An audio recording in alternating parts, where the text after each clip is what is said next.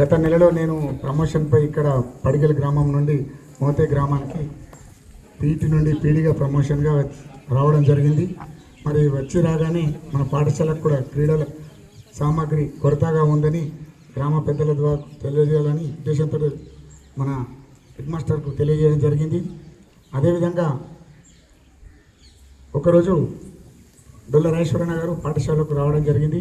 ఈ విషయాన్ని అన్నగారికి నేను తెలియజేయడం జరిగింది. అన్న ఇట్లా మరి గత 10-12 సంవత్సరాల నుంచి మోతే గ్రామంలో మండల స్థాయి క్రీడలు నిర్వహణ జరగలేదు.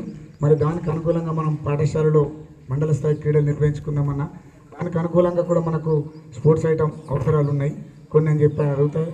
సార్ తప్పకుండా మరి పాఠశాలకు ఒకటి క్రీడా కమిటీ ఏర్పాటు చేసుకొని మండల స్థాయి గవర్నమెంట్ చేద్దాం. అదేవిధంగా క్రీడా వస్తువులు మీకు ఏదైనా అవసరం ఉంటే చెప్పండి సార్, నేను తప్పకుండా ఇప్పిస్తానని చెప్పడం జరిగింది.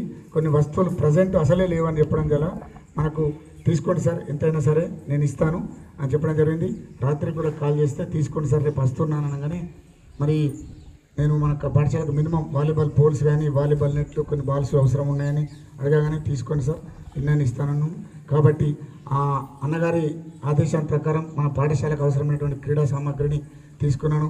మరి ఈ విధంగా పెద్ద మనసు చేసి మన పాఠశాలకు వితరణ చేసిన రాజేశ్వరన్న గారికి మన పాఠశాల తరఫున హెచ్ఎంఐ ఉపాధ్యాయులు విద్యార్థుల తరఫున ప్రత్యేక ధన్యవాదాలు తెలియజేస్తున్నాను sir. Thank you sir.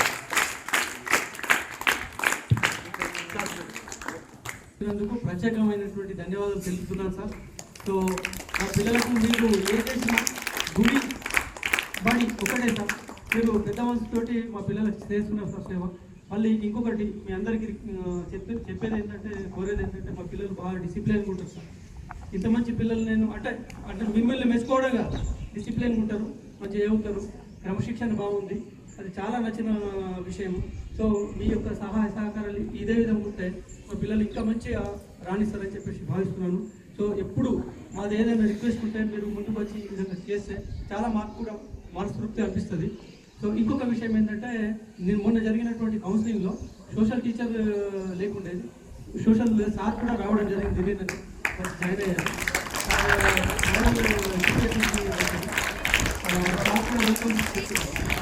CV Narasimha Rao sir sir కూడా ఇదే సేమ్ లక్కోర గ్రామానికి చెందినటువంటి సార్. సో ఇది కూడా మంచి హార్డ్ వర్కర్ సార్ వచ్చారు మనకు. సో ఏదైనా అవసరం ఉంటే మీకు చెప్తాను సార్, నేను మీరు ముందుకు వచ్చి ఇదే విధంగా సహాయం చేస్తారని చెప్పేసి ఆశిస్తున్నాను. థ్యాంక్ యూ అందరికీ ప్రత్యేకమైనటువంటి ధన్యవాదాలు.